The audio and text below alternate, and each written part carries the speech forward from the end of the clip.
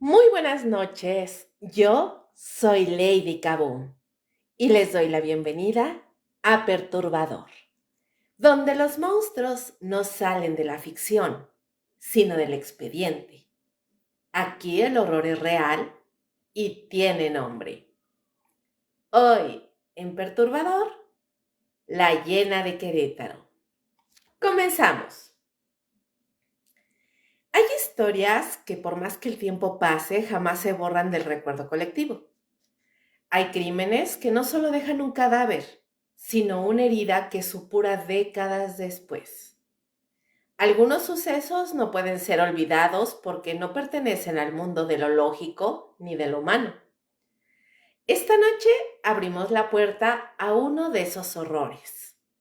Uno que tuvo lugar en un vecindario tranquilo de Querétaro, en una casa donde el silencio fue interrumpido por el grito más desgarrador. Uno que jamás debió escucharse. Porque el horror no siempre llega con pasos ruidosos. A veces se instala en silencio, esperando su momento. Porque esta historia no empieza en una prisión ni en un hospital psiquiátrico. Empieza mucho antes, en el seno de una familia considerada modelo. Una mujer hermosa, devota, educada, amada por su comunidad, maestra de catecismo, reina de belleza, madre de 3 hijos.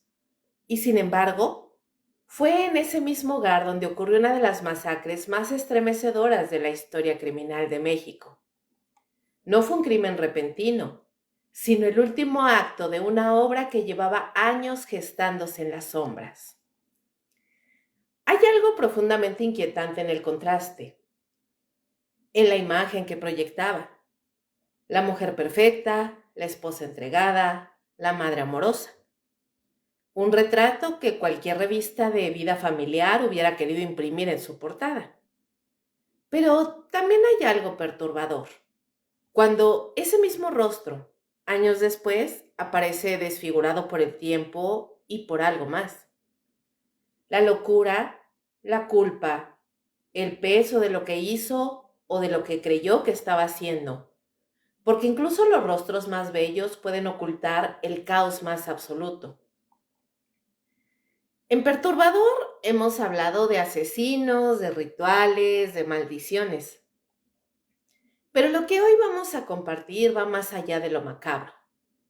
Es una historia que huele a incienso y a sangre, que suena a plegarias distorsionadas y gritos en la oscuridad. Es una historia que muchos han querido olvidar y otros, demasiado perturbados, jamás han podido hacerlo. Porque no se trata solo de lo que pasó, sino de lo que revela sobre nosotros mismos. Esta noche hablaremos de Claudia Mijangos, conocida por muchos como la Llena de Querétaro. Pero antes de que ese apodo aterrador se hiciera parte de la cultura popular, antes de que su rostro apareciera en notas rojas y documentales, ella fue otra persona, alguien completamente distinta, o tal vez no tanto. Tal vez solo estaba esperando que algo la rompiera, que algo la poseyera. Porque la pregunta incómoda es la que nadie quiere hacerse. Y es la siguiente. ¿En qué momento una persona aparentemente normal se convierte en un monstruo? ¿Qué tan frágil es la frontera entre la cordura y la oscuridad? Y si el infierno no está ahí abajo, sino aquí, acechando en las esquinas de la mente. ¿Y si el mal no llega desde afuera, sino que nace desde dentro? Esta no es una historia para escucharse a la ligera. No es un crimen pasional, ni una venganza. No hay un asesino a sueldo, ni un ajuste de cuentas. No hay drogas, ni armas del crimen escondidas en callejones. Lo que hay aquí es algo más aterrador. Una ruptura total con la realidad. Un descenso silencioso hacia algo que ni la medicina ni la religión supieron explicar del todo. Un abismo que engulló no solo a una madre, sino a todo lo que la rodeaba. Y lo peor es que nadie lo vio venir. Durante las próximas horas vamos a sumergirnos en cada aspecto de este caso. Su pasado, sus voces, sus delirios. Vamos a escuchar testimonios, reconstruir hechos, cuestionar versiones. Analizaremos su vida antes del crimen, su salud mental, su fe religiosa y los elementos paranormales que han rodeado su historia desde entonces. Y al final, quizás lleguemos a una pregunta más importante que el por qué lo hizo. Más bien, ¿podría volver a pasar? ¿Podría pasarle a alguien que conocemos? ¿Nos podría pasar a nosotros?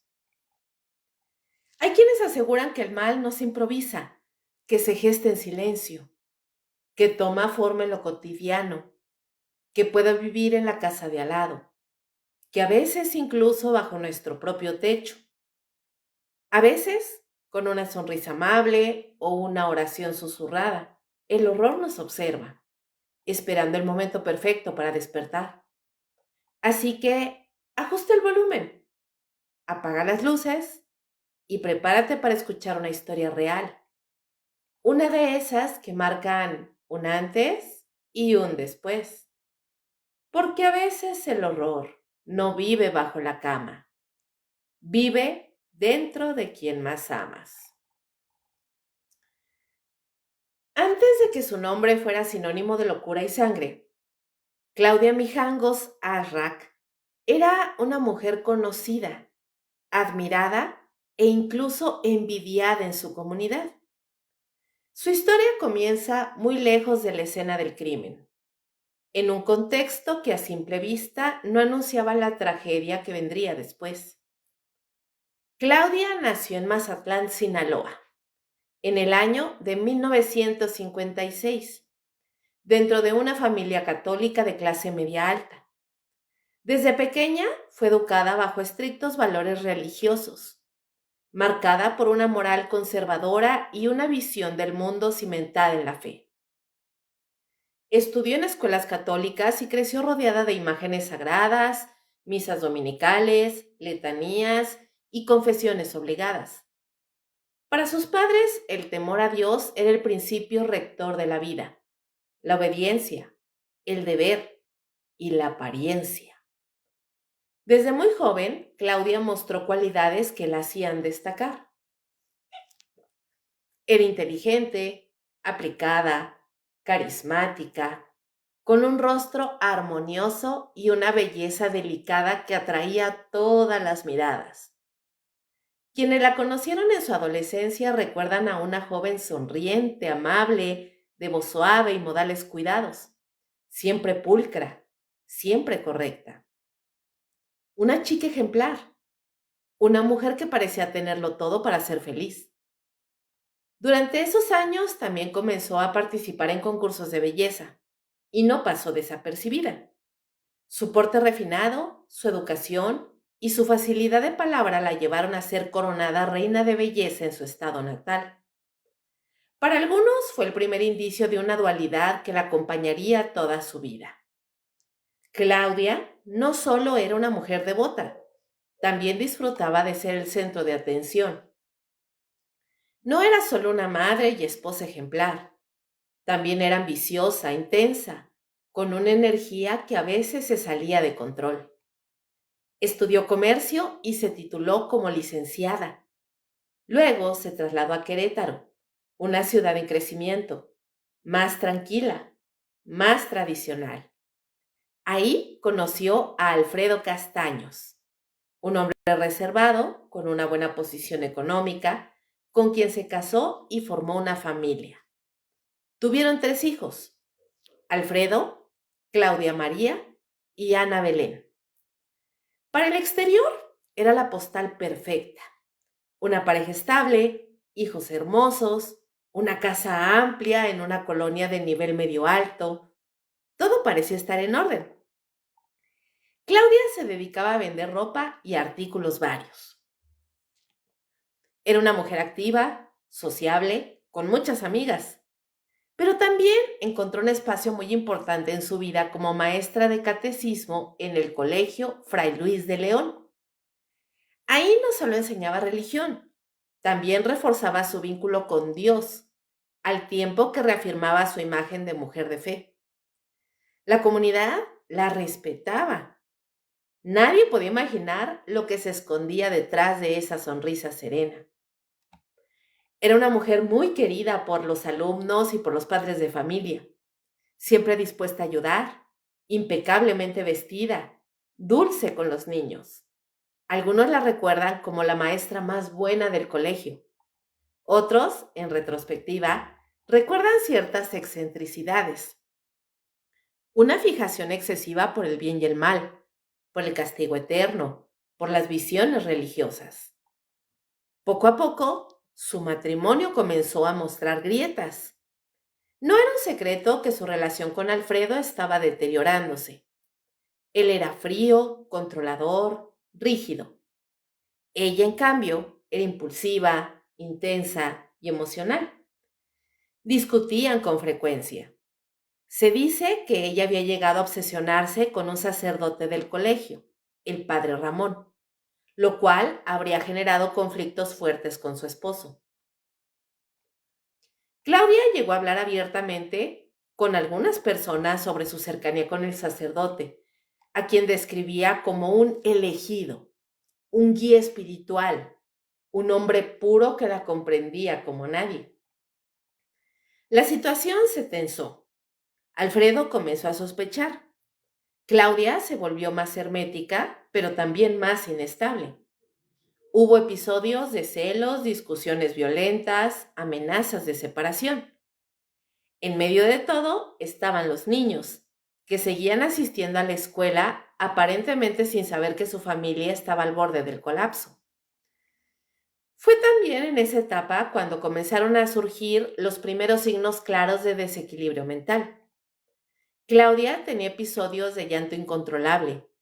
Se decía que había días en los que hablaba sola, que entraba en estados de trance, que escribía frases extrañas en papeles sueltos, que sentía presencias en la casa. Algunos pensaron que era estrés, otros que eran ataques nerviosos, pero nadie imaginaba que eran los primeros síntomas de una esquizofrenia paranoide que avanzaba sin diagnóstico y sin freno.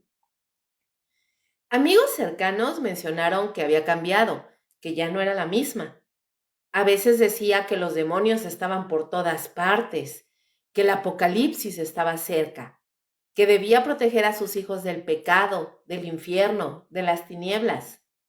Su visión religiosa había comenzado a deformarse. Ya no era fe, era fanatismo. Ya no era devoción, era obsesión. En esa época también empezó a aislarse. Iba menos a reuniones sociales. Se volvió más estricta con sus hijos. Se obsesionó con ideas sobre la pureza, la salvación, la culpa. Su discurso estaba lleno de símbolos religiosos, pero ahora acompañados de advertencias siniestras, de visiones apocalípticas. Llegó a decir que Querétaro estaba poseído por fuerzas del mal, que el mal había invadido incluso a los más cercanos. Lo más inquietante es que Claudia pedía ayuda, pero lo hacía de forma confusa. Algunos médicos le recetaron ansiolíticos, otros simplemente pensaron que estaba deprimida. El colapso era inevitable, pero nadie lo supo ver. En la superficie todo seguía igual. Seguía dando clases de catecismo, seguía siendo amable con sus vecinos, llevaba a sus hijos al colegio, pero por dentro algo se estaba rompiendo, lenta e irremediablemente. Y nadie, absolutamente nadie, se dio cuenta. Claudia Mijangos, la mujer que una vez fue reina de belleza, educadora y madre ejemplar, caminaba hacia la oscuridad sin que nadie notara cuán profundo era el abismo que se abría frente a ella. La mente de Claudia Mijangos era hacia finales de los años 80, un laberinto donde lo divino y lo demoníaco se entrelazaban de formas imposibles. A quienes la veían desde fuera, aún se mostraba funcional. Seguía con su rutina, atendía a sus hijos, mantenía cierta vida social. Pero puertas adentro, su mundo se resquebrajaba lentamente, con precisión quirúrgica, como si alguien o algo estuviera arrancándole la cordura de raíz. Los primeros síntomas no fueron alarmantes para muchos. Tristeza persistente, episodios de llanto, ansiedad. Era común en mujeres que enfrentaban conflictos matrimoniales, pero con Claudia había algo distinto. Su religiosidad comenzó a crecer hasta volverse sofocante. Ya no solo hablaba de Dios, hablaba de castigos, de revelaciones, de guerras celestiales.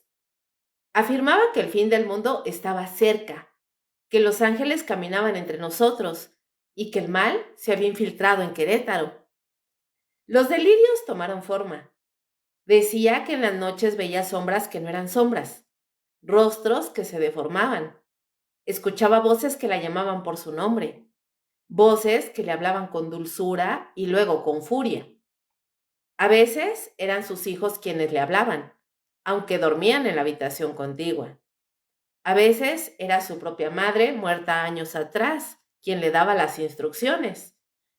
Otras aseguraba escuchar a la Virgen María, diciéndole que debía mantenerse pura, que debía proteger a sus hijos del mal. Aunque proteger, en su lógica distorsionada, pronto se transformaría en destruir. Pero de entre todas sus fijaciones, hubo una que marcó profundamente el rumbo hacia la tragedia: su obsesión con un sacerdote del colegio donde trabajaba, el padre Ramón. Ella hablaba de él como si fuera un elegido, un iluminado, el único capaz de entender los signos que Dios le enviaba. Se refería a él con términos místicos: mi guía, mi espejo, el único puro entre los caídos. Claudia comenzó a enviarle cartas. En algunas le hablaba de sus visiones, en otras de su amor, en otras lo instaba a dejar todo y unirse a ella en la misión de purificar el mundo.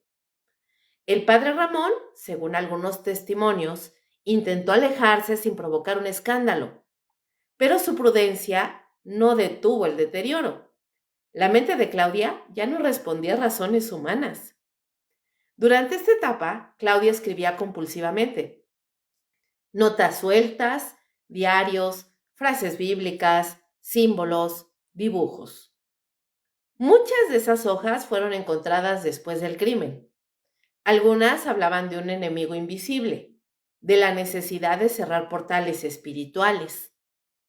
Otras decían que el mal estaba ahí. Se viste de familia, se duerme en mi casa. También llegó a ser atendida por médicos particulares. Algunos le recetaron tranquilizantes, otros recomendaron reposo. Hubo quienes dijeron que estaba bajo estrés y que necesitaba vacaciones.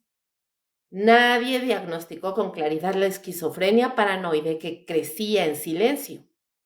Y cuando finalmente hubo intentos de internarla, estos fueron breves, informales, inefectivos. Su esposo no creía en enfermedades mentales. Sus amigas minimizaron los síntomas. Su familia cayó. El sistema falló. Se sabe que, en al menos una ocasión, Claudia fue ingresada en una clínica, pero sin un seguimiento adecuado. Al poco tiempo, fue dada de alta. Salió más confundida, más asustada, más convencida de que algo muy grande se acercaba. En esos días su comportamiento se volvió errático. Cambiaba de humor bruscamente, podía estar tranquila y al minuto siguiente estar en crisis, gritar, romper objetos, acusar a quienes la rodeaban de estar poseídos. Decía que veía sangre en las paredes, que alguien quería matar a sus hijos, que su casa estaba maldita, que Querétaro ya no existía, que Mazatlán era la Nueva Jerusalén y que una guerra celestial estaba por comenzar. Los vecinos escuchaban cosas, pero no se involucraban.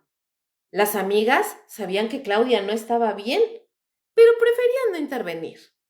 Incluso en la escuela, donde su comportamiento había comenzado a levantar sospechas, nadie hizo nada concreto. Todo eran advertencias. Todas fueron ignoradas. En su entorno, la idea de que estaba pasando por un mal momento era más cómoda que aceptar que una enfermedad mental grave estaba devorándola por dentro. Pero los signos estaban ahí, claros y urgentes.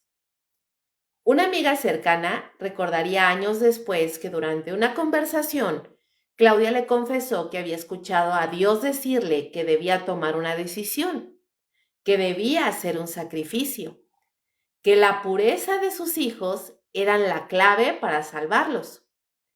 Esa misma amiga, incapaz de interpretar el peligro real, le respondió con una sonrisa incómoda.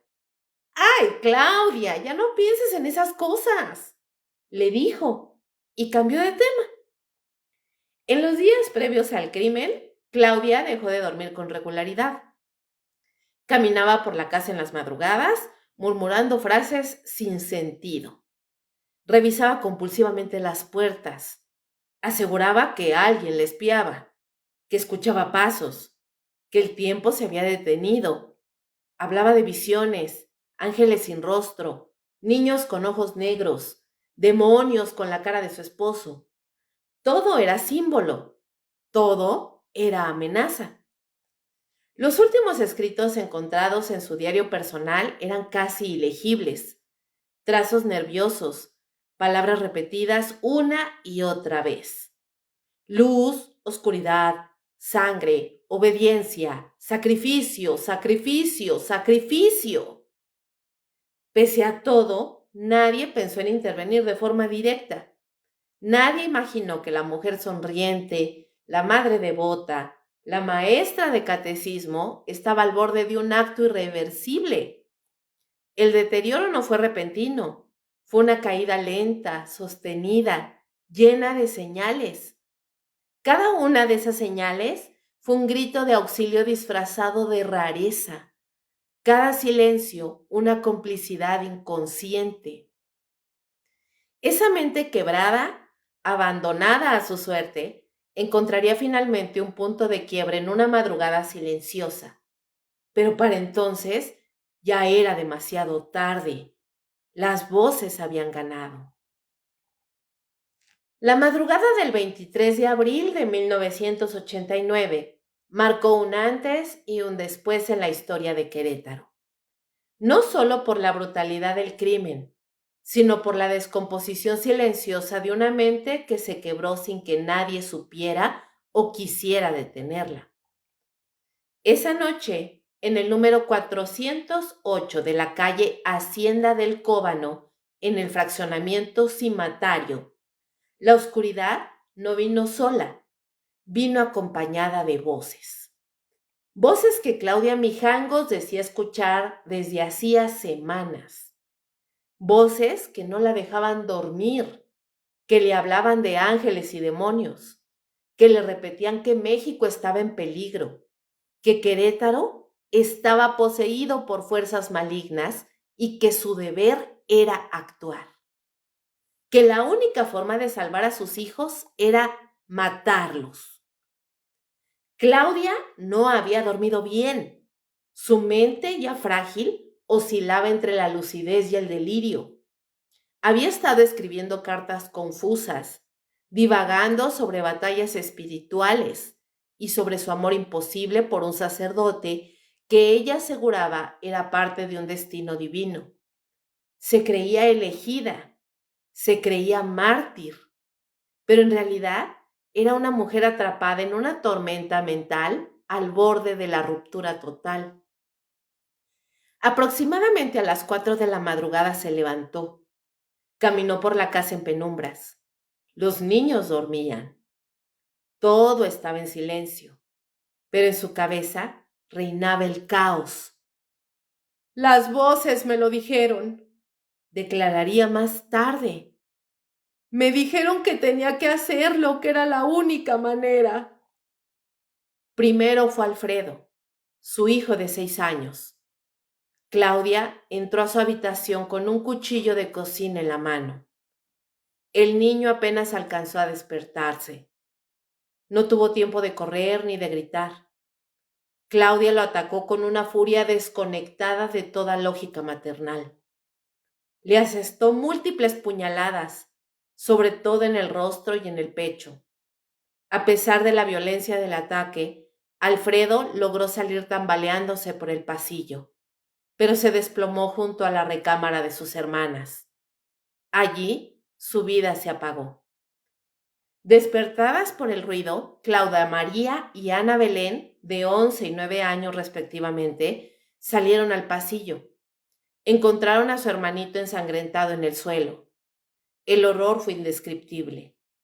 Claudia, lejos de calmarse, parecía estar fuera de sí. Les dijo que no tuvieran miedo, que estaban a salvo, que Dios las protegería. Pero no era así. Tomó a Claudia María de la mano y la llevó de regreso a su habitación. La niña, confundida y aterrada, no tuvo otra opción. Una vez adentro, cerró la puerta. Claudia le dijo que se acostara, que todo estaría bien. Luego, sin dudarlo, la atacó. Le clavó un cuchillo con una precisión escalofriante, de nuevo en el pecho y el rostro. La sangre salpicó las paredes. El silencio fue inmediato. Ana Belén, la menor, vio parte de todo desde el pasillo. Corrió, intentó escapar, pero no logró llegar a la planta baja. Su madre la alcanzó. Dicen que intentó consolarla antes del ataque, que le pidió que se dejara ir, que no luchara, que estaría con sus hermanos en el cielo. La niña murió en la escalera, en brazos de su madre. Todo esto ocurrió en un lapso de unos 20 minutos. 20 minutos de locura desbordada en los que Claudia no fue Claudia. Fue una mujer dominada por delirios místicos, por un universo mental fragmentado que ya nadie podía controlar. Tras cometer los asesinatos, Claudia llamó al sacerdote que tanto mencionaba en sus alucinaciones. Era un amigo cercano, el padre Ramiro. La llamada fue incoherente. Entre sollozos y frases desconectadas, le dijo que había cometido el peor pecado, que el demonio estaba en su casa, que todo había terminado. El sacerdote, al no entender con claridad la gravedad de la situación, fue hasta el domicilio. Lo que encontró lo dejó marcado de por vida. Claudia estaba cubierta de sangre, sentada en el piso, con la mirada perdida. A su alrededor, un rastro de muerte, los cuerpos de sus 3 hijos apuñalados brutalmente. El piso, las paredes, incluso los juguetes y las sábanas, todo estaba manchado de rojo. El ambiente era irreal. Un silencio sepulcral inundaba cada rincón. La policía llegó minutos después. La escena fue descrita por los oficiales como el infierno en la tierra. Uno de los agentes declaró que jamás olvidaría la expresión del rostro de Alfredo, ni la forma en que Ana Belén parecía estar abrazando una almohada. La casa parecía detenida en el tiempo, como si algo antinatural hubiera tomado posesión de ese espacio durante la madrugada. Claudia no opuso resistencia al ser detenida. No lloró, no gritó, tampoco intentó escapar. Caminaba con dificultad, con la ropa pegada al cuerpo por la sangre seca. En su mente seguía escuchando voces, voces que le repetían que lo que había hecho era justo, que sus hijos estaban a salvo y que pronto ella también lo estaría. Durante el interrogatorio inicial, sus respuestas eran erráticas. A veces hablaba de Dios, a veces del demonio, a veces del sacerdote. Dijo que el mundo se iba a acabar, que sus hijos estaban siendo atacados por fuerzas oscuras, que ella solo cumplió una misión divina. Los agentes impactados la llevaron a evaluación psiquiátrica de inmediato. Lo que más sorprendió a los investigadores fue la ausencia total de una motivación racional. No hubo venganza, no hubo odio, no había signos de abuso, ni económicos, ni físicos. Fue un crimen sin causa aparente, un acto impulsado únicamente por un delirio religioso que se había gestado durante meses, quizás años, sin que nadie lo notara del todo. Al día siguiente, el diario AM de Querétaro tituló: Mató a sus 3 hijos. La noticia sacudió al país. ¿Cómo una mujer con un rostro dulce, con una reputación de madre devota y catequista ejemplar, pudo cometer semejante atrocidad?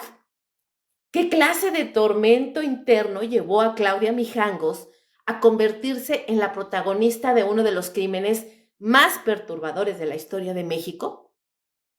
La respuesta quizá no está en lo que pasó esa noche, sino en todo lo que se ignoró antes de que ocurriera. Las señales, las cartas, los testimonios, todo estaba ahí, pero nadie quiso ver. Esa madrugada de abril, Querétaro perdió algo más que 3 vidas inocentes.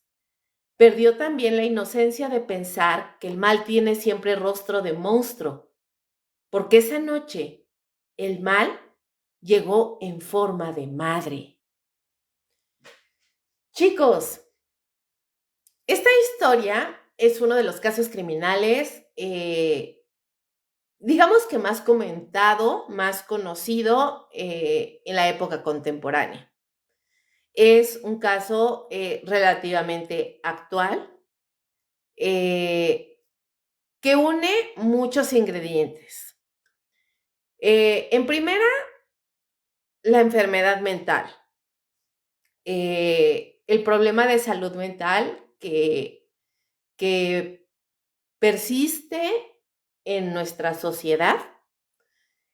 Por otro lado, el tema del fanatismo religioso, que también, digamos que está como muy presente en la cultura mexicana, porque hay una línea muy delgada entre ser religioso y ser fanático. Y hay un punto en el que es tanta la devoción que se tiene a la religión, que entonces esa línea que divide el fanático de la persona devota, como que se vuelve difusa. Por otro lado está el ingrediente del crimen, de el asesinato, de, de la sangre, de la crueldad. Y obviamente más adelante vamos a ver que se une otro ingrediente adicional, que es el ingrediente de lo paranormal. Este es uno de los casos más completos, tomando en cuenta todos los ingredientes que tiene, que ya les he comentado, porque une todos esos ingredientes que parecen más bien como de una escena de película, ¿saben? Este caso no es el caso de simplemente un asesino serial o un asesino loco que se pone a matar personas. No se trata únicamente de un enfermo, no se trata de alguien con rituales o de sectas. O sea, todo converge en una sola persona con todos los ingredientes necesarios para hacerle una serie de terror. Seguramente ustedes ya habían escuchado este caso. Como siempre, yo les digo, hay muchos casos en los que se habla de las situaciones más particulares o que más llaman la atención de los casos.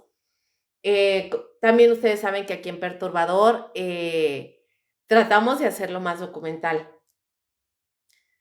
Unir todos esos pequeños detalles que generalmente no se conocen para dar un contexto y para poder formarnos una opinión más realista, más objetiva del criminal. Así que cuéntenme en los comentarios si ustedes ya habían escuchado sobre este caso, que estoy casi segura que sí. Y váyanme diciendo qué piensan, qué sienten al respecto de este caso. Porque aparte se da el ingrediente de que es una madre asesinando a sus hijos. Es un poco como el caso de el chico este de Amityville, eh, Ron DeFeo, el que mató a su familia, a sus padres y a sus hermanos. Nada más que en este caso, o sea, todavía hay un agravante adicional. En este caso es una madre matando a sus hijos. Así que pónganme en los comentarios qué opinan, qué sienten, lo que van pensando conforme van escuchando la historia.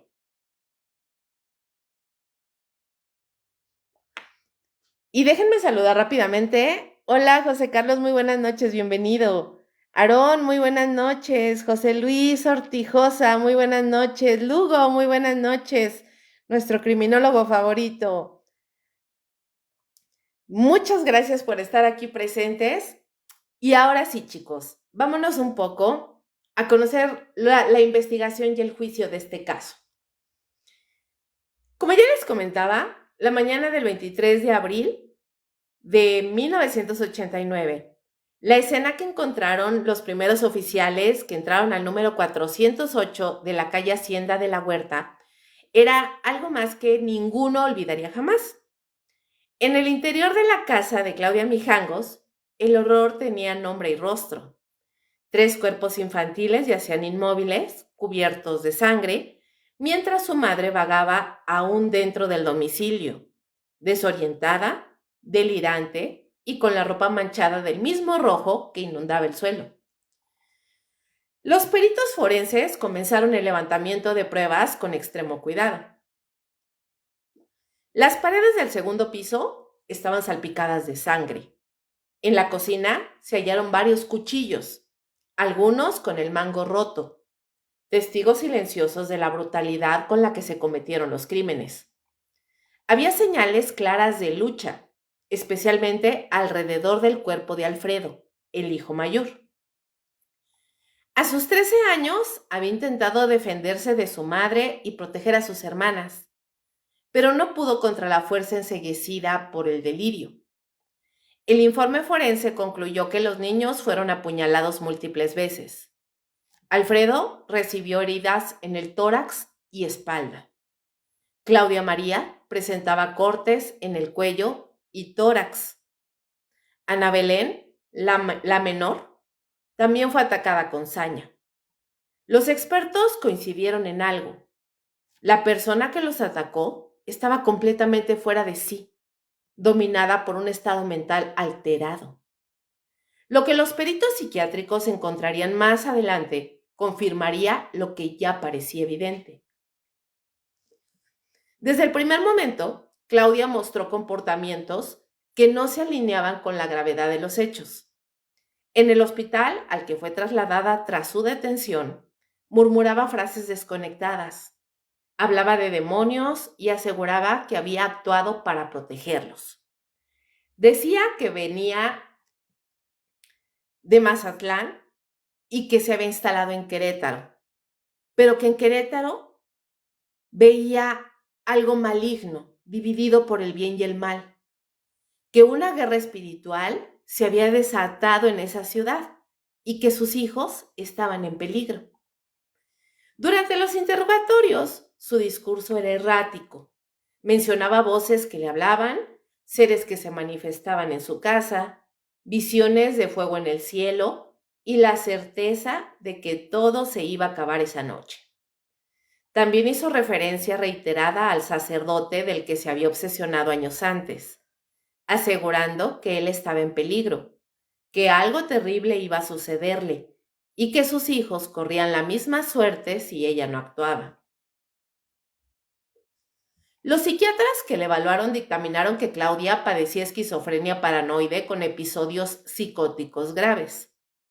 En otras palabras, había perdido completamente el contacto con la realidad. Las alucinaciones auditivas y visuales eran constantes. Sus delirios religiosos se habían intensificado con el paso de los meses y no había sido tratada adecuadamente pese a sus antecedentes. De hecho, durante la investigación salieron a la luz documentos inquietantes. Notas que Claudia había escrito días antes del crimen. Cartas con pasajes religiosos confusos. Advertencias que nadie supo interpretar a tiempo. También se recopilaron testimonios de conocidos que la habían visto actuar de manera errática en las semanas previas. Algunos hablaban de frases extrañas sobre el fin del mundo, de una guerra entre ángeles y demonios. Otros recordaban cómo en misa murmuraba cosas ininteligibles o se quedaba absorta mirando al altar. Aún con esos signos evidentes de desequilibrio, nunca se activó un protocolo que pudiera haber evitado la tragedia. El juicio comenzó meses después, envuelto en un ambiente de tensión y morbo. La prensa local y nacional seguía cada detalle con atención. Querétaro, una ciudad tradicionalmente tranquila, no podía creer lo ocurrido en una de sus colonias residenciales. El tribunal debía responder a una pregunta esencial. ¿Claudia Mijangos sabía lo que hacía? ¿Era consciente del acto atroz que cometía o estaba dominada por su enfermedad mental? Durante las audiencias, los psiquiatras forenses testificaron que Claudia no tenía plena conciencia al momento de los asesinatos. Su mente había sido rebasada por los delirios. A pesar de ello, también se concluyó que representaba un peligro para sí misma y para los demás, por lo que requería internamiento psiquiátrico urgente. La defensa solicitó su inimputabilidad totalmente. ¿A qué se refiere esto? Cuando un criminal se solicita que sea inimputable, esto quiere decir que la condena que va a cumplir no se realizará dentro de una prisión, sino dentro de una institución mental, psiquiátrica, hospitalaria, vaya. Esto siempre se alega bajo el discurso de que por la misma enfermedad mental, la persona o el criminal no tenía conciencia plena de lo que estaba haciendo. Ahora, mientras que la fiscalía presionaba por una sentencia proporcional a la magnitud del crimen, sus abogados defensores solicitaban que fuera inimputable de manera total. Finalmente, el juez dictó una resolución que marcó un precedente. Claudia Mijangos fue sentenciada a 30 años de internamiento en un hospital psiquiátrico por el triple homicidio de sus hijos, bajo la figura de inimputabilidad por trastorno mental. El lugar destinado para su internamiento fue el Hospital Psiquiátrico de Tepexpan en el Estado de México. En Tepexpan, Claudia pasó 30 años entre paredes grises y rutinas estrictas. Los primeros años fueron críticos. Su comportamiento continuaba siendo errático. Hablaba de visiones, escuchaba voces, se mostraba aislada y en ocasiones violenta. Fue medicada con antipsicóticos de última generación, aunque sus episodios psicóticos realmente no desaparecieron del todo. Los psiquiatras reportaban momentos de lucidez seguidos de largas etapas de confusión muy profunda. Con el tiempo, su deterioro físico y mental se hizo muy evidente. Su figura se encorvó, perdió masa muscular y su mirada quedó casi siempre perdida en algún punto de la pared. Su conversación se volvió escasa, como si hubiera quedado atrapada en el mismo momento de la madrugada del 23 de abril. Los médicos del hospital aseguraban que nunca habló abiertamente de lo que había hecho, como si su mente hubiera bloqueado el hecho o peor aún, como si no lo considerara parte de la realidad. A lo largo de esos 30 años, muy pocas personas la visitaron. Su familia política jamás regresó. Algunos curiosos intentaron entrevistarla sin éxito. La prensa, que tanto había cubierto su caso, solo volvía a mencionar su nombre en aniversarios o reportajes especiales sobre crímenes célebres en México. En 2019, al cumplirse los 30 años de su condena, Claudia Mijangos fue puesta en libertad. Su liberación fue discreta, casi silenciosa. Las autoridades señalaron que no representaba un peligro, aunque no especificaron su paradero. La mujer, que alguna vez fue reina de belleza, catequista y madre ejemplar, salía del psiquiátrico envejecida, sola y, según los informes médicos, aún profundamente perturbada. El caso de Claudia Mijangos quedó grabado en la memoria colectiva como uno de los más escalofriantes en la historia criminal de México, no solo por el acto en sí, sino por la condena de omisiones, advertencias ignoradas y la tragedia de una enfermedad mental que se manifestó de la forma más brutal e irreversible. Chicos, wow. Por aquí estoy leyendo unos comentarios muy interesantes. Eh, Nos dice José Luis que su papá hizo el levantamiento de los cadáveres. ¡Wow! José Luis, ponnos aquí en los comentarios lo que sepas de ese momento. ¿Cómo lo vivió tu papá? ¿Qué te contó? ¿Qué te dijo? Dice que tiene detalles impresionantes del hecho y hoy es su cumple. Muchísimas felicidades al papá de Luis Lugo. De verdad, dile a tu papá que le mando un abrazo muy fuerte. Feliz cumpleaños y ojalá nos pudieras contar un poquito acerca de lo que vivió en ese momento. Y bueno, chicos, ahora nos vamos al ingrediente paranormal de este caso. En Perturbador generalmente no tocamos temas paranormales, sin embargo, pues se trata de un criminal, de un caso criminal, pero con este ingrediente adicional que le pone todavía más sazón al caso. Entonces, voy a contarles, pues muy a mi estilo, esta parte paranormal del caso, que es la que generalmente siempre se presenta en todos los documentales y videos de YouTube que han escuchado seguramente acerca del caso de Claudia Mijangos.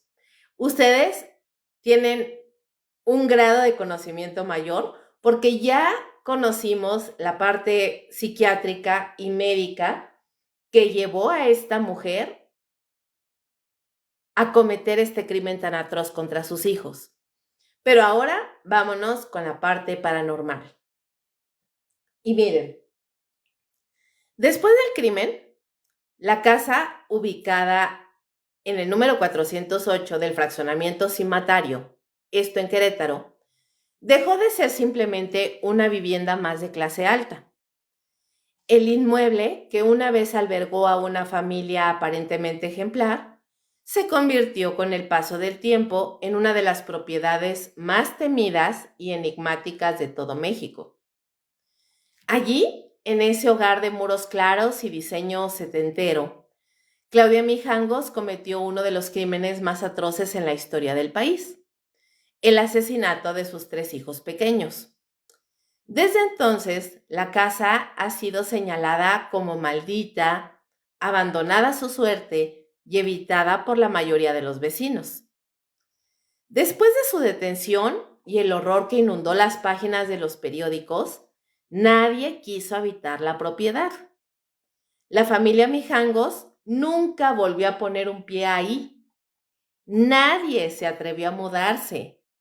Incluso los intentos por venderla han sido infructuosos.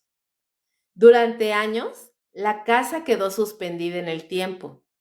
Las ventanas rotas, la pintura descascarada y el portón oxidado eran apenas la primera impresión. Las habitaciones conservaban, según se rumoreaba, marcas imborrables de lo que ahí sucedió.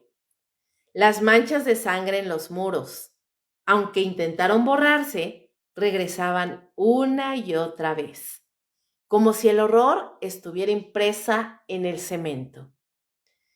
Con el paso del tiempo, comenzaron a surgir reportes inquietantes. Habitantes del vecindario afirmaban que en ciertas madrugadas se podían escuchar gritos de niños que parecían salir del interior de la casa. Otros juraban haber visto luces encenderse y apagarse, aunque el inmueble llevaba años sin conexión eléctrica. En varias ocasiones, personas que pasaban frente a la propiedad aseguraron ver sombras asomarse tras las ventanas del segundo piso. La sensación general era clara. Algo estaba adentro. Algunos vecinos, motivados por la curiosidad o la imprudencia o el morbo, intentaron entrar.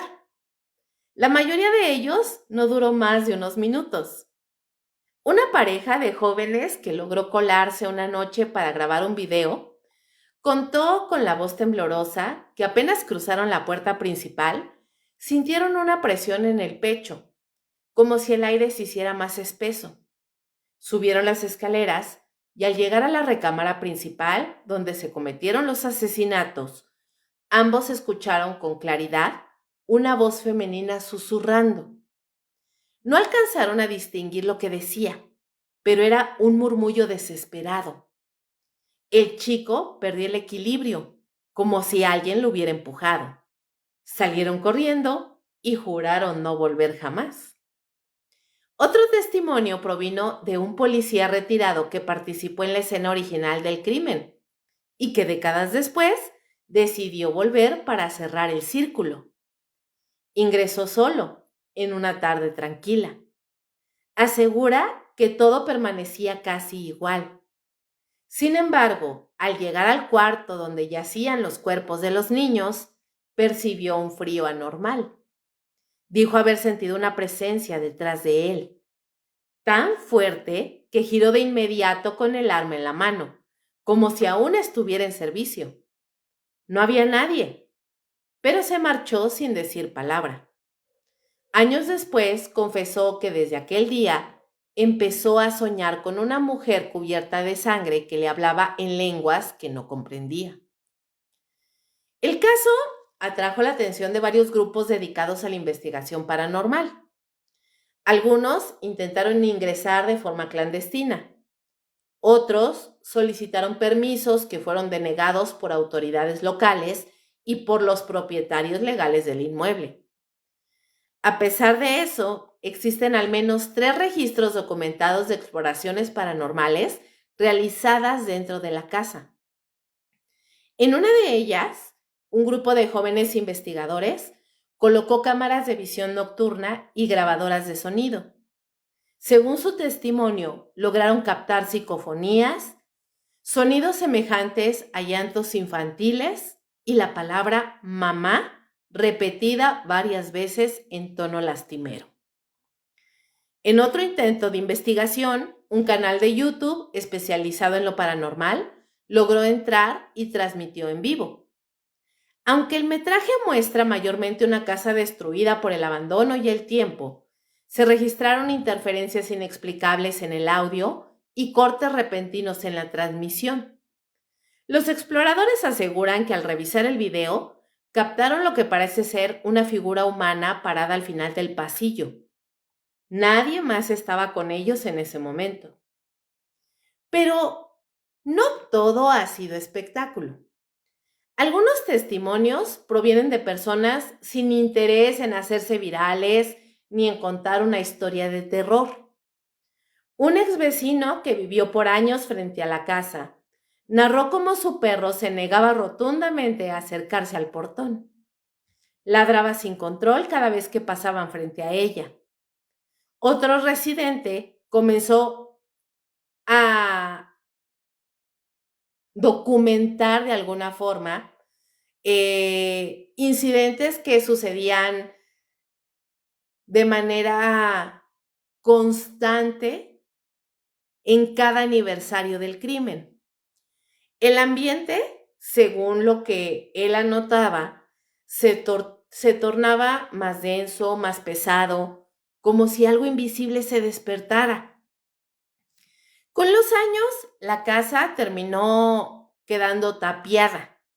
El acceso está restringido por rejas metálicas y bloques de cemento. Pero eso no ha detenido a los valientes o insensatos que han intentado ingresar. Hoy la propiedad sigue siendo un punto de referencia para quienes buscan lo oculto, lo macabro o lo inexplicable. Para muchos, la energía que envuelve el lugar es el residuo de un crimen inconcebible. Para otros, se trata simplemente del eco del morbo humano que no sabe saltar una tragedia. Pero más allá de creencias, testimonios o videos, hay algo indiscutible.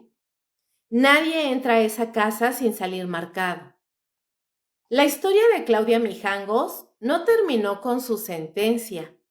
Todavía respira, se arrastra por los rincones vacíos de aquella casa maldita, donde el tiempo se detuvo una madrugada de abril y donde 3 pequeños niños parecen seguir esperando que su madre despierte de la pesadilla.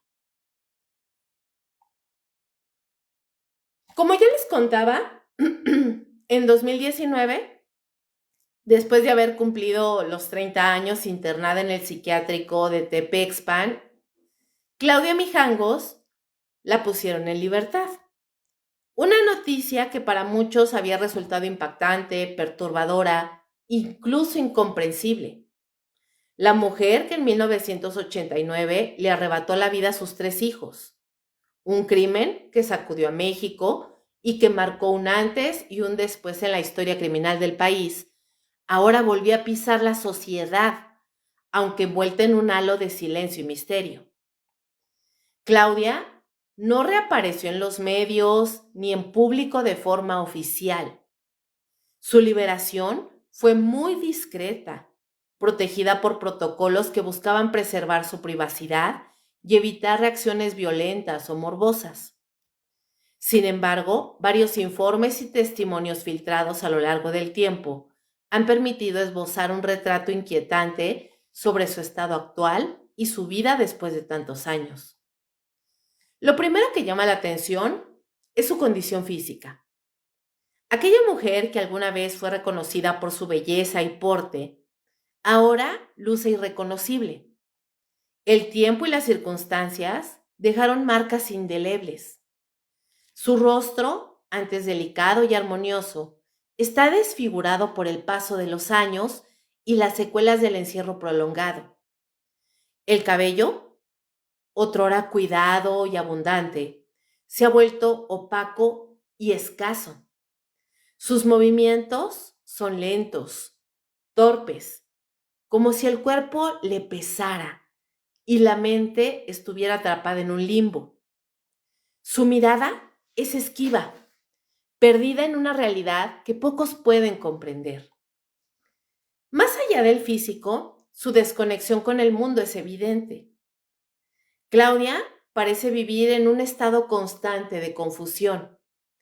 Apenas si pronuncia palabras completas, y cuando lo hace, su discurso está lleno de fragmentos sin sentido, mezclas de frases religiosas y referencias a un pasado que ya no puede procesar.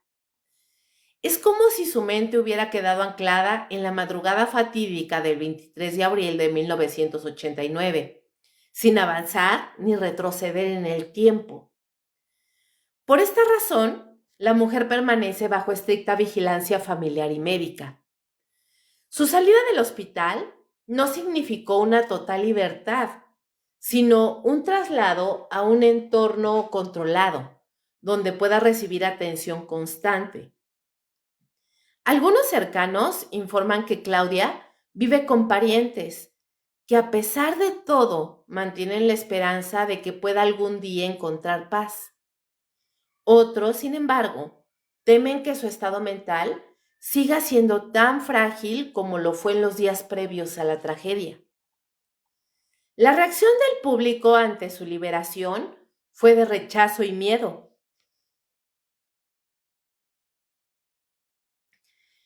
Muchas personas en Querétaro y en todo México consideraron que permitir que Claudia regresara a la sociedad era una afrenta a la memoria de sus hijos y un riesgo para la comunidad en general. Las redes sociales se llenaron de comentarios de horror, indignación y temor. Aparecieron memes, teorías conspirativas y acusaciones contra las autoridades por dejarla libre. La opinión pública, como suele suceder en este tipo de casos, osciló entre la condena implacable y la tristeza por una mujer que se había convertido en un símbolo de una tragedia imposible de entender. En ese contexto de rechazo y murmuraciones, comenzaron a circular rumores sobre lo que Claudia cree y siente hoy en día. Algunos aseguran que sigue convencida de que actuó bajo una misión divina, que sus hijos están a salvo y que ella fue un instrumento de la voluntad de Dios para salvarlos de un mal mayor. Otros cuentan que todavía habla con voces, que mantiene contacto con seres invisibles y que vive atrapada en un mundo paralelo donde la realidad y la fantasía se confunden. Hay quienes incluso dicen que Claudia ha desarrollado una especie de amnesia selectiva, que no recuerda plenamente los crímenes ni las circunstancias que la llevaron a cometerlos, que en su lugar repite frases sin sentido que aluden a un castigo o a una prueba. Esta versión parece coincidir con algunos informes médicos que sugieren que el daño psicológico sufrido es tan profundo que su recuperación total pues es bastante improbable. Pese a todo, la figura de Claudia Mijangos sigue siendo un enigma. Para muchos es una víctima más de una enfermedad mental severa y de pues una sociedad que no supo o no quiso intervenir a tiempo. Para otros representa el rostro aterrador del mal en su forma más inesperada. Una madre que mató a sus propios hijos, atrapada en sus delirios y obsesiones religiosas. En las calles de Querétaro, su nombre se pronuncia en voz baja, acompañado de un silencio cargado de miedo y tristeza. La casa donde ocurrieron los crímenes permanece tapiada, mientras la sombra de Claudia continúa extendiéndose en la memoria colectiva. La historia de Claudia Mijangos no terminó con su internamiento ni con su liberación. Su vida después del horror es un recordatorio constante de los límites del juicio humano, de la fragilidad de la mente y de las consecuencias devastadoras que puede tener una enfermedad no atendida. Es la historia de una mujer que cayó en la oscuridad y cuya liberación no significó la luz, sino el inicio de un nuevo capítulo de incertidumbre y miedo. Desde los primeros momentos que Claudia Mijangos comenzó a mostrar signos claros de desequilibrio mental, una constante se mantuvo presente, que eran las voces que ella escuchaba. Voces que no eran simples alucinaciones auditivas, sino manifestaciones para ella palpables, reales, dominantes. Ella misma aseguró en distintas ocasiones, antes y después de la tragedia, que esas voces no provenían de su mente sola, sino que tenían un origen externo, oscuro y poderoso. Claudia describía esas voces como mensajes directos de una guerra invisible, un combate entre fuerzas sobrenaturales que tenía a Querétaro como uno de sus principales escenarios. Según sus palabras, esas voces le hablaban de un demonio que había invadido la ciudad, una entidad maligna que se ocultaba tras fachadas ordinarias y que buscaba destruir no solo a ella y su familia, sino a todo lo que representaba el bien. La obsesión con ese demonio particular se convirtió en una pieza central de su delirio. En sus escritos y testimonios se refería a la presencia oscura o el enemigo que caminaba entre nosotros. Esta figura para Claudia no era solo un símbolo, era una amenaza real, una sombra con voluntad propia que la acechaba y a la que debía enfrentarse con actos extremos. Para ella, el mal no era una abstracción ni un concepto religioso, era algo palpable que respiraba y se movía en las calles de Querétaro. Este fenómeno, entre la experiencia personal y el misticismo religioso, ha generado debates entre expertos y curiosos. ¿Se trató simplemente de esquizofrenia paranoide con delirios y alucinaciones típicas de este trastorno? ¿O hubo una verdadera posesión, un ataque espiritual, una influencia demoníaca que escapa a la comprensión científica? La psiquiatría moderna explica las voces y los delirios de Claudia como parte de un cuadro psicótico severo. En la esquizofrenia paranoide, las alucinaciones auditivas son uno de los síntomas más comunes y suelen manifestarse como voces que dialogan con el enfermo, le ordenan acciones o le amenazan. En el caso de Claudia, estas voces fueron interpretadas como directrices divinas, lo que amplificó su gravedad y la llevó a un estado de confusión extremo. Pero la complejidad del caso también ha abierto puertas a interpretaciones más esotéricas y religiosas. En la cultura popular, el concepto de posesión demoníaca es un tema conocido y temido.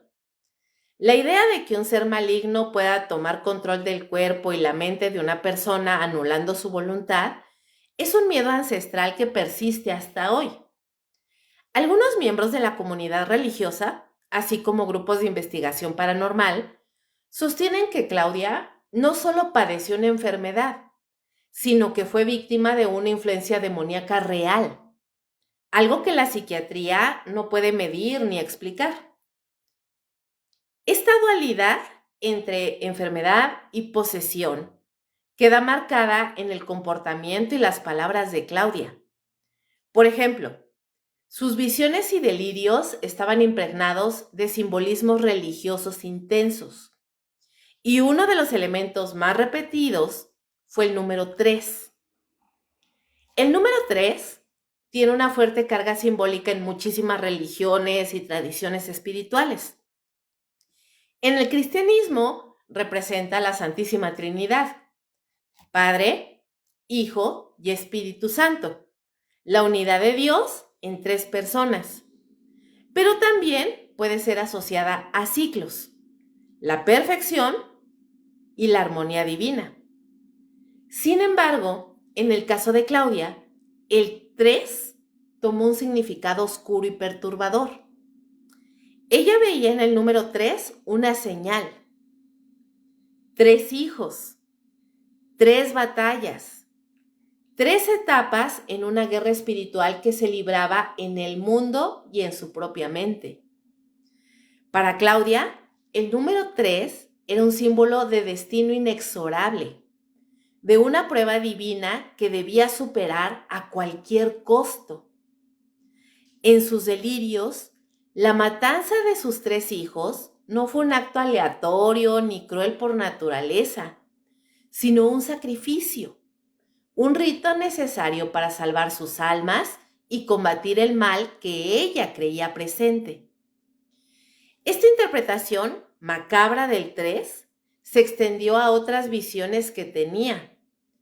Claudia hablaba del fin del mundo, de una batalla final entre el bien y el mal que estaba por suceder. Sus cartas y mensajes hablaban de un apocalipsis inminente de fuerzas celestiales y demoníacas enfrentándose en el cielo y la tierra, y de la necesidad de purificar al mundo a través de actos extremos. La oscuridad, según ella, estaba ganando terreno y solo la fe, el sacrificio y la lucha podían detenerla. Este escenario de guerra espiritual no era solo una idea suelta. Claudia aseguraba que podía ver esa guerra con sus propios ojos, que las fuerzas del mal se manifestaban en sombras que se movían en la casa, en presencias que las echaban día y noche. Las voces eran susurros de esos seres, instrucciones para actuar y proteger a sus hijos de un destino peor. En esa mezcla de delirios, símbolos y creencias, Claudia quedó atrapada, prisionera de un mundo donde lo paranormal y lo religioso se fusionaban en una espiral descendente. Esta fusión complicó aún más su diagnóstico y tratamiento, ya que para ella no había frontera clara entre la realidad tangible y la experiencia espiritual. Muchos expertos en salud mental creen que de no haber estado tan sumergida en un ambiente tan marcado por la religión conservadora y la fe inquebrantable, sus delirios podrían haber tomado otro rumbo. Pero en su caso, esa mezcla fue letal. El fanatismo religioso y la enfermedad mental fueron los ingredientes que se combinaron para crear una tormenta perfecta imparable. Esta combinación también explica por qué Claudia se aferró a la figura del sacerdote Ramón, quien era para ella la persona que era la única capaz de comprender su misión, su lucha contra el demonio. En su mente fragmentada, ese hombre era un guía espiritual, un elegido para la batalla. Este vínculo obsesivo con el sacerdote se convirtió en una de las claves para entender sus actos, aunque para el mundo exterior resultó incomprensible y perturbador. Finalmente, el caso de Claudia Mijangos nos obliga a reflexionar sobre los límites entre lo natural y lo sobrenatural, entre la mente humana y las fuerzas que no podemos explicar. Si bien la ciencia señala la esquizofrenia como la causa principal de sus acciones, el simbolismo, las voces y las visiones religiosas forman un entramado tan complejo que aún hoy sigue despertando preguntas. ¿Fue una posesión, una enfermedad o ambas cosas al mismo tiempo? Quizás nunca lo sabremos con certeza. Lo único indudable es que en medio de esa guerra invisible, 3 niños perdieron la vida y una mujer quedó atrapada en un laberinto de sombras, voces y símbolos que la condujeron al borde de la locura y más allá. El caso de Claudia Mijangos realmente abre un profundo debate moral, ético y social que trasciende la historia misma de aquel crimen horrendo ocurrido en Querétaro. 3 niños inocentes perdieron la vida a manos de su propia madre. Un acto que por sí solo genera repudio y una condena casi unánime. Pero detrás del acto brutal se despliega una compleja trama de enfermedad mental, religión, ignorancia y abandono que obliga a preguntarnos si realmente fue Claudia una homicida despiadada o una víctima de su propia mente o una enferma atrapada en un delirio irreversible. ¿Ustedes qué creen, chicos? Tienen 3 opciones para comentarme. ¿Claudia Mijangos fue una homicida despiadada? ¿Fue víctima de su propia mente enferma?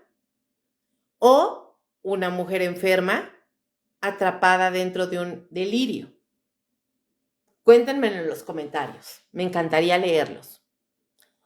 Ahora, desde el punto de vista legal y social, un crimen de tal magnitud no puede ni debe ser justificado.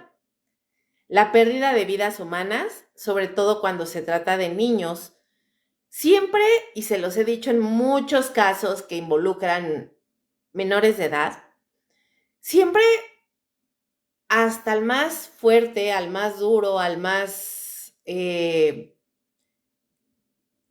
descorazonado, le despierta emociones primarias y reacciones instintivas que como que te llevan a exigir castigos ejemplares. Pero si se reduce el caso a la mera justicia penal, se pierde de vista un panorama más amplio y bastante más doloroso. La enfermedad mental severa que debilitó la mente de esta mujer y la llevó a actuar bajo un estado psicótico de creencias distorsionadas y delirios, bien podría ser un tema o uno de los ingredientes que podrían cambiar el contexto de la historia. La salud mental aparece entonces no como una excusa, sino como una explicación fundamental del caso. Claudia no fue una persona que planificó conscientemente el asesinato de sus hijos por odio o por lucro. Su acto fue producto de una mente fragmentada, sometida a voces, visiones y obsesiones que superaban la comprensión racional. Sin embargo, esta explicación pues no alivia el dolor ni la condena pública. Para muchos la enfermedad mental sigue siendo un tema tabú, incomprendido y temido, que a menudo es asociado con peligro y violencia sin considerar las circunstancias que la generan ni los cuidados que requiere. Este caso revela, además, pues la profunda ignorancia social sobre las enfermedades mentales.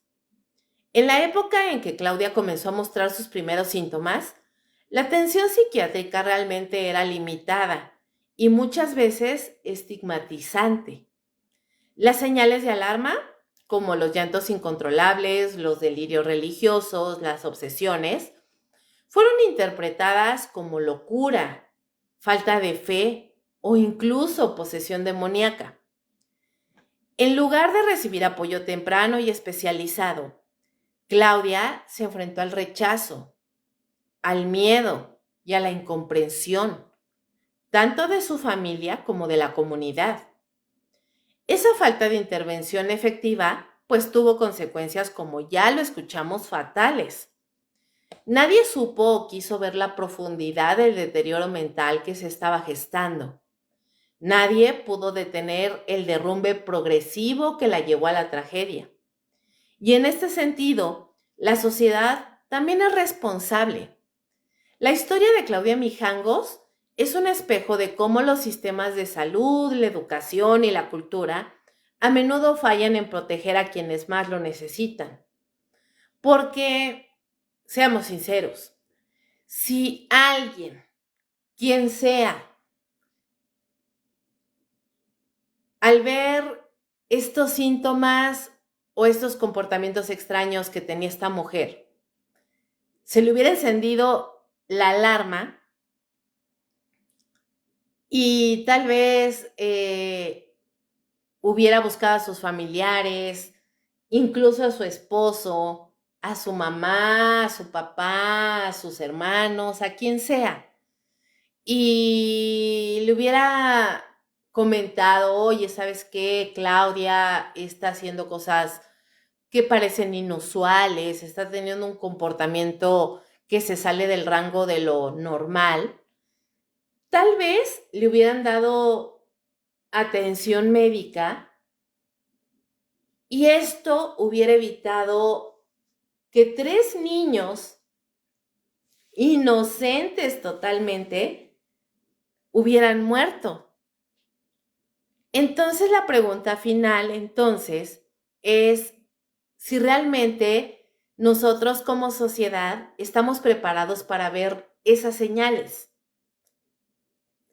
En realidad, ¿somos capaces de reconocer cuando alguien está en peligro? Cuando una mente se está descomponiendo y está pidiendo ayuda de manera silenciosa, pero con evidentes signos de rarezas? La respuesta aparentemente es un no, doloroso y preocupante.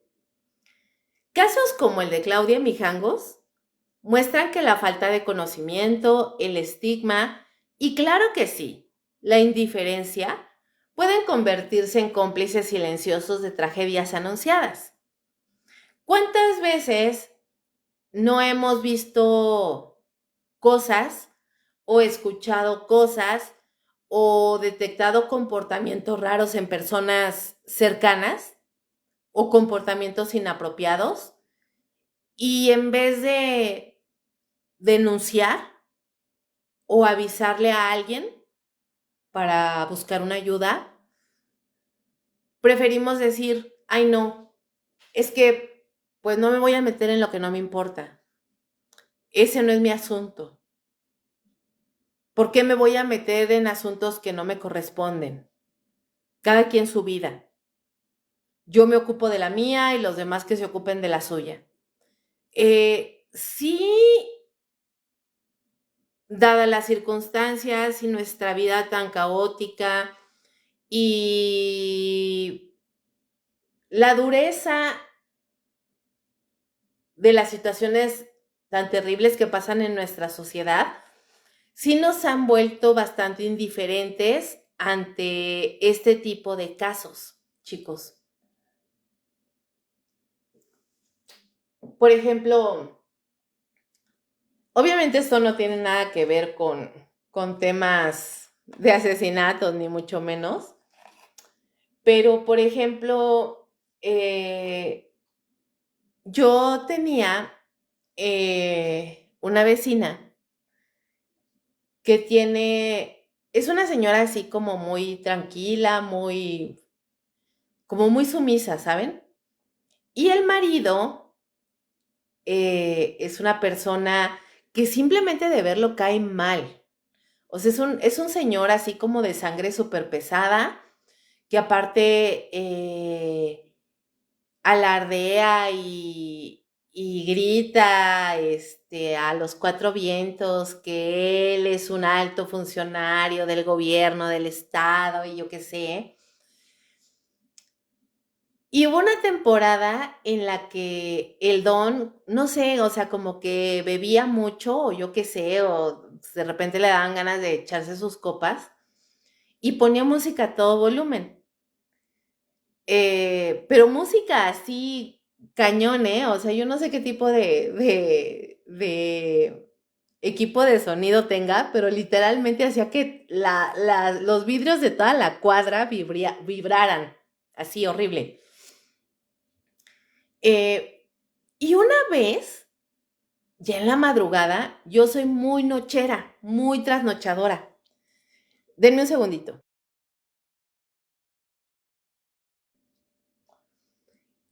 Y estando ya, digamos que eran, no sé, tipo 3 de la mañana, estaba en mi casa, trabajando un poco, escribiendo, y empecé a escuchar entre la música súper alta, como gritos, voces, sillazos, como que tiraban muebles, cosas así, pero se oía muy ahogado por la música tan alta.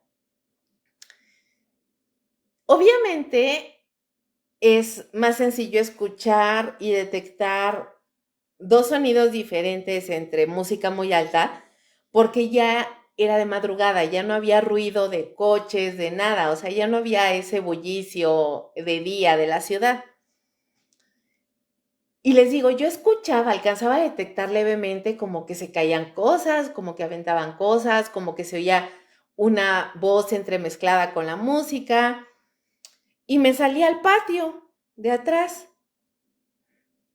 Y en el patio de atrás fue cuando ya lo escuché claramente. O sea, literalmente el señor estaba discutiendo terrible con la señora, pero terrible, ¿eh? O sea, así con majaderías, gritándole a los niños, cosas muy feas. Y la señora le gritaba y como que el tipo aventaba muebles, tiraba sillas, o sea, se rompían cosas. Y conforme más levantaban la voz, como que el tipo le subía más el volumen, o sea, como que intentaba disfrazar la pelea con la música. Para no hacerles el cuento largo, yo en algún punto me di cuenta y yo dije, pobre señora, o sea, no tanto por la señora, fíjense, sino por los chiquillos, porque tiene un niño eh, tipo 11, 12 años, algo así, y tienen una niña chiquita, no puedo decirles exactamente de qué edad, porque la niña tiene síndrome de Down. Y ya ven que los niños con Down se ven más pequeños de lo que en realidad son. Entonces no sé decirles exactamente qué edad tiene la niña, porque aparte siempre la traían cargando porque ya ven que caminan, o sea, como que tardan más en aprender a caminar y en hablar y pues la niña no hablaba bien, cositas así, pero se veía chiquilla, pues, muy chiquita. O sea, visualmente, si no le ves la carita que es de una niña Down, parecería como que es una niña como de 2 años o 3. Y yo decía, no manches, o sea, ¿cómo,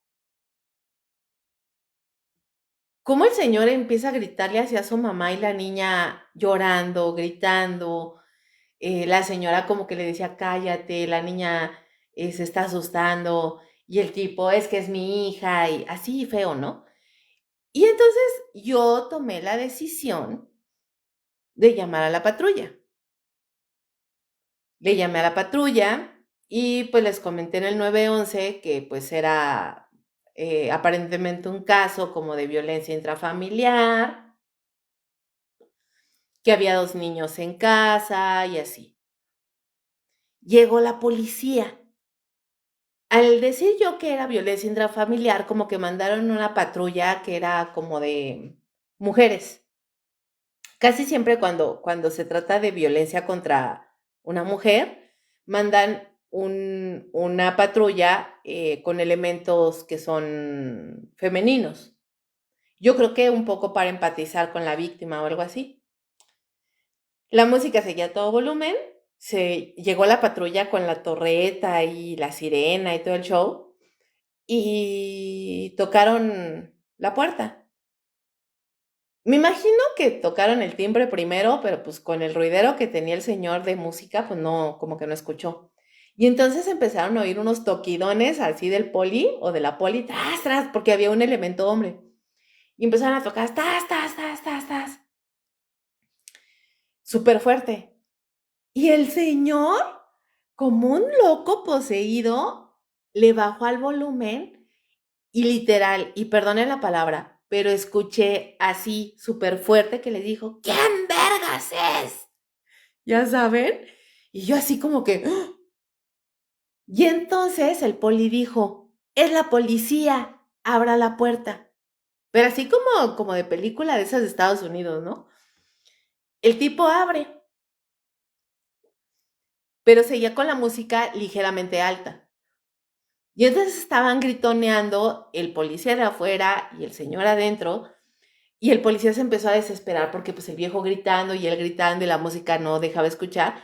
Y entonces le dice el policía, bájele a su música que esto no es un congal. Y dije, ah, caramba, esto ya está poniendo interesante, ¿no? Y y entonces agarró y dijo, oiga, ¿por qué tiene la música tan alta? O sea, como que primero intervino el policía como por un tema de que la música estaba muy alta, ¿no? Por un reporte de que la música estaba muy alta, o sea, como para no llegar tan de lleno a es que le está pegando a su señora. Y y el viejo le dijo, ¿y por qué chingado le voy a pagar a la música? Por eso es mi casa. Y en mi casa puedo hacer lo que a mí se me pegue la gana, y yo qué sé, ¿no? Y yo, órale con el señor. Y entonces agarró y yo creo que la señora apareció en escena.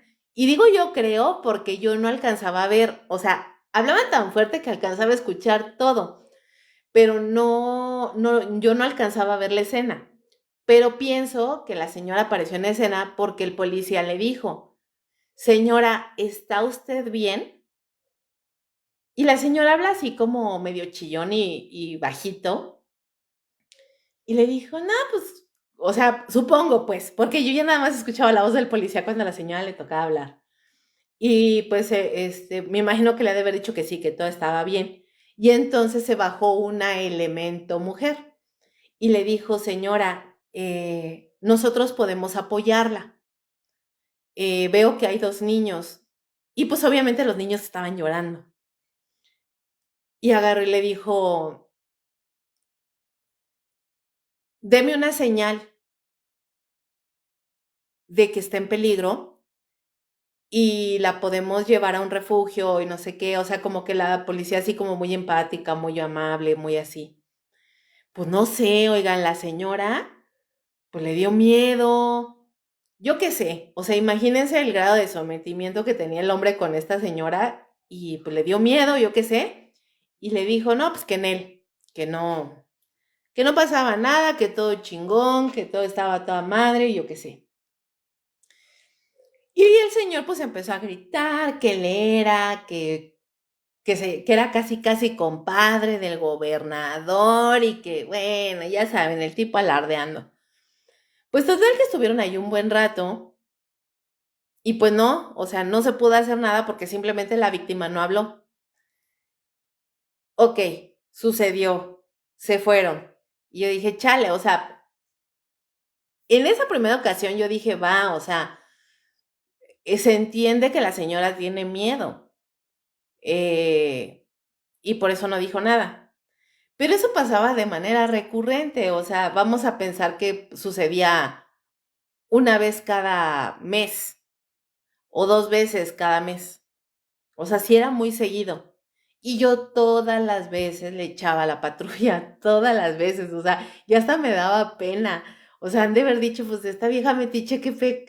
Pero, o sea, en realidad yo no soporto esa parte de un hombre que agrede a una mujer, ¿saben? Y así le mandé varias patrullas, varias. Y la señora nunca hizo nada.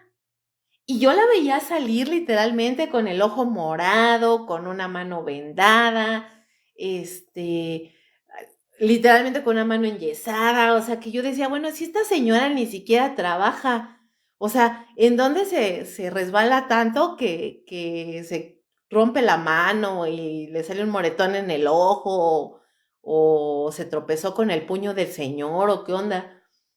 Pues total que hubo un momento, ya después de unas 3 o 4 patrullas que le mandé, que a la siguiente vez, cuando empecé a escuchar los catorrazos, yo ya no quise hacer nada. O sea, sinceramente me volví indiferente a su situación, porque yo dije, va, o sea, yo aquí desgastándome, mandándole ayuda a la señora, a la policía para que la apoye, y la doña al parecer le gusta que le pongan sus chingadazos.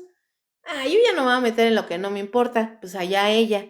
Si le gusta que le peguen, pues que le sigan pegando. Entonces, a lo que voy, chicos, es que también la gente no somos indiferentes, sí ayudamos, pero por situaciones como la que yo viví, con, con esto de la agresión a la señora, a la vecina, y después de tanto que le mandas ayuda y simplemente hay personas que no se dejan ayudar, pierdes el interés. Como que, pues dices, bueno, pues si la señora le gusta vivir así, pues adelante, pues es su pedo, ¿no? Y entonces es ahí donde también hay otro ingrediente que se vuelve un indiferente justamente porque la gente no se deja ayudar. Y hay veces en las que ahorita yo les estoy contando esto y a lo mejor si a ustedes les sucede una situación similar a la que yo les estoy contando, a lo mejor se van a acordar de mí y van a decir, pues no me vaya a pasar igual que a la Kabum, ¿no? O sea, que por andar llamándole a la policía nomás se andan metiendo en pedos con el vecino de abajo, porque pues claro, el vecino, eh, por alguna situación como que detectó que yo era la que le llamaba o yo qué sé, y ya después me veía mal y me hacía jetas y yo decía, bueno, yo nomás me ando metiendo en pedos con este pinche viejo loco y la vieja, pues, bien a gusto con sus catorrazos y yo mandándole ayuda y hasta metiéndome pedos con el viejo. Y entonces a lo mejor ustedes van a decir, no, hombre, pues yo para qué me meto, pues yo no me voy a andar metiendo en pedos con los vecinos nomás porque a la vieja le pone sus chingadazos, ¿no? Pues allá ella y sus pedos. Y a lo mejor le mando ayuda y pues no quiere que la ayuden. Entonces, ahí es donde se empieza a hacer una cadena de indiferencia porque aunque no te pase realmente a ti, pues simplemente ya no quieres intervenir porque te da cosa meterte en un problema cuando tú ni al caso, ¿no? Cuando ni la debes ni la temes, sino solamente estás haciendo como un servicio a la comunidad y a la mera hora tú sales ahí todo regañado y hasta conflictuado con terceras personas que ni al caso, buscándote problemas a lo gratis y la gente pues anda muy normal. Entonces, creo que sí tenemos que reconocer que nos hemos vuelto indiferentes justamente porque a veces las mismas víctimas son indiferentes, les vale madre. O sea, es como aquel cuento de que el tipo naufraga el barco y está ahí en el agua y él es muy religioso y se la pasa pidiéndole a Dios que por favor lo ayude, que lo salve. Y llega a un barco y le dice, oye, ven, dame la mano, te voy a salvar. O ven, te voy a rescatar. Y el náufrago dice, no, gracias, no quiero, porque Dios me va a salvar. Y así rechaza 3 barcos que llegan con ayuda y no quiere que porque Dios lo va a salvar. Y al final de cuentas se ahoga. Y cuando llega al cielo, el náufrago le dice a Dios, oye, no manches, o sea, yo siempre he sido muy devoto a ti, te pedí ayuda y no me salvaste, me dejaste morir. Y le dijo, y Dios le dijo, bueno, ¿estás tonto? O sea, te mandé 3 barcos para ayudarte y no te quisiste subir, pendejo. Entonces, creo que de repente eso pasa a veces. Y en cuestiones de salud mental, creo que es mucho el hecho de que a veces no sabemos leer las señales, como que todo lo minimizamos. Si vemos una persona que de repente la ves hablando sola, como que dices, ah, pues sí, pues yo también hablo sola. Ajá, güey, pero no todo el día, no enfrente de la gente, tal vez hablas solo en tu casa, pero no cuando vas caminando en la calle. O sí, está bien que creas en Dios, pero pues tanto así como que estar peleando con demonios o que hay una guerra entre ángeles y chamucos que se está dando aquí en la ciudad, o viene el castigo divino, o ya se viene el apocalipsis, pues obviamente son cositas que de repente sí te encienden una alarma y dices, güey, o sea, este vato o está fumando de la mera chida, o de plano no sabe ni qué onda y se le está botando la canica. Entonces creo que no hemos aprendido a reconocer cuando una persona enferma está pidiendo ayuda silenciosa con sus acciones. Entonces, tenemos que pensar que tal vez Claudia Mijangos fue antes que nada una persona enferma que sufrió un colapso mental y seguramente espiritual por esa religiosidad desmedida que tenía. Por supuesto que todas estas situaciones no disminuyen la gravedad de sus actos, pero sí abre la puerta a una reflexión más humana y compleja. No es fácil y tampoco cómodo mirar una enfermedad mental sin prejuicios, sin miedo, sin condenas rápidas, pero es imprescindible si queremos evitar que historias tan trágicas como este caso se vuelvan a repetir. Finalmente, el caso de Claudia, pues nos desafía a ir más allá del blanco y el negro, de la culpa y la inocencia, para de alguna manera adentrarnos en las sombras grises de la mente humana, donde la línea entre la voluntad, la locura y la víctima son difusas. Nos invita tal vez a cuestionar no solo la justicia, sino la compasión, la prevención y la responsabilidad que tenemos todos de manera colectiva. Porque al fin y al cabo, la verdadera tragedia no fue solo aquella noche, sino el largo camino de abandono, silencio y miedo que la precedió. A veces el horror, chicos, no vive bajo la cama, vive dentro de quien más amamos. Con esta frase, que golpea directo al alma, cierro el episodio de hoy. El caso de Claudia Mijangos no es solo una historia de horror, de locura o de tragedia. Es un espejo en el que debemos mirarnos con honestidad y valentía. Porque a veces el monstruo no es un ente lejano ni una sombra aterradora en la oscuridad. Es el monstruo que puede estar más cerca de lo que imaginamos, escondido en la mente y en el corazón de aquellas personas que creemos conocer y amar. Los invito a reflexionar profundamente sobre lo que les he compartido hoy, sobre la delgada línea que separa la cordura de la locura, el amor del miedo, la fe de la obsesión. Que este relato sea un recordatorio no solo de la fragilidad humana, sino también de la importancia de la empatía, la comprensión y la atención a quienes podrían estar sufriendo en silencio sin que nosotros siquiera lo sepamos. Abramos los ojos y el corazón para detectar esas señales antes de que sea demasiado tarde.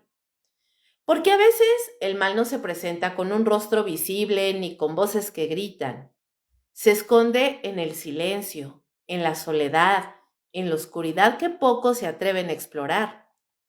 No se trata de justificar ni de excusar lo imperdonable. Se trata de entender que la mente humana, cuando no es atendida, puede convertirse en una prisión peligrosa. Se trata de reconocer que todos tenemos una responsabilidad hacia los demás, especialmente si esas personas las amamos, las conocemos. Escuchar, preguntar, estar presentes, puede marcar una diferencia inmensa, incluso si no lo notamos de inmediato. Porque a veces quienes parecen estar bien, quienes ríen y abrazan, están librando batallas internas tan devastadoras como invisibles. Si esta historia les ha dejado inquietudes, preguntas o emociones que quieren compartir, de verdad, no duden en dejar sus comentarios y opiniones aquí. Su voz realmente es muy importante y este espacio pues es para que juntos exploremos los rincones más oscuros y fascinantes de lo humano, para entender que detrás de cada relato de terror o de crimen siempre hay una verdad humana profunda. Sus experiencias, dudas o teorías realmente pueden abrir nuevas puertas al conocimiento y a la comprensión de lo inexplicable. De verdad, quiero seguir creando una comunidad que no solo escuche, sino que dialogue. Un refugio para quienes buscan respuestas, para que los que tienen algo que decir lo expresen, para quienes alguna vez sintieron miedo o curiosidad ante lo que no se puede explicar fácilmente, lo digan. Este programa no es solo un canal de historias, es un espacio vivo en el que cada episodio es una invitación para ir más allá de lo aparente. Y siempre en cada episodio de Perturbador y la Hora Macabra tenemos ciertas reflexiones y aprendizajes, aunque sean cosas de aliens o monstruos o amigos imaginarios. Siempre hay un aprendizaje en estas emisiones. Así que si desean seguir escuchando casos similares, relatos que desafían la realidad y se adentran en lo perturbador, no olviden, chicos, sintonizar la próxima emisión. Aquí, en este programa, siempre busco la verdad oculta detrás del miedo, para que nada se quede sin ser contado, para que cada historia sea una lección, una advertencia y sobre todo una invitación a no cerrar los ojos ante lo que sucede a nuestro alrededor. En cada transmisión, pues intento traerles no solo relatos inquietantes, sino también preguntas que incomodan, que despiertan y que nos obligan a ver el mundo con otros ojos. A veces no es necesario mirar abajo de la cama o en los rincones oscuros de una casa vieja. A veces basta con mirar a nuestro alrededor, con observar los silencios, los cambios, los gestos de quienes conviven con nosotros día tras día, porque ahí en lo cotidiano puede esconderse lo verdaderamente aterrador. Si les conmovió esta historia, si les removió algo en el fondo del alma, los invito también a compartirlo. Quizás alguien más necesite escucharla. Quizás alguien esté buscando una señal, una explicación, una advertencia. Y quizás, solo quizá, con cada historia contada, podamos prevenir otra tragedia, porque el conocimiento, aunque duela, puede ser el primer paso hacia la prevención. Y recuerden, a veces el peligro no está afuera, sino adentro de casa. No se anuncia con gritos, sino con un susurro apenas audible en medio de la rutina. Los monstruos reales no siempre tienen garras ni colmillos. A veces usan el rostro de una madre, una hermana o alguien a quien ya no se le puede decir que no. Y así, entre sombras, silencios y preguntas sin respuesta, cerramos esta emisión de Perturbador. Los invito a seguir el hilo del terror y lo inexplicable mañana a las 10 en punto de la noche, hora de México, en la hora macabra, en vivo por Facebook Live. Les recuerdo que este y todos los capítulos de la hora macabra y perturbador están disponibles en mi canal de YouTube y Spotify, donde me pueden encontrar como Kaboom Podcast. Síganme y formen parte de esta comunidad siniestra. Y si alguien quiere escuchar leyendas, cuentos cortos de terror, datos curiosos y conocimiento en general, por favor, únanse a mi canal de WhatsApp. Que la oscuridad nunca sea más fuerte que la luz de la conciencia y que la reflexión nos mantenga siempre alerta y despiertos. Que la valentía para enfrentar lo desconocido y la compasión hacia quienes sufren sean siempre nuestras mejores armas contra el horror. Gracias por acompañarme en esta emisión de Perturbador. Muy buenas noches y como siempre les deseo dulces pesadillas. ¡Chao, chao!